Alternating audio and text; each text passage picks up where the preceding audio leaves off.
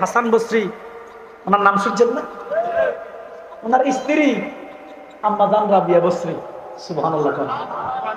আবার মা রাবিয়া বসরি ওনার স্বামীর কাছে বায়াত নিয়েছে, সুবহানাল্লাহ।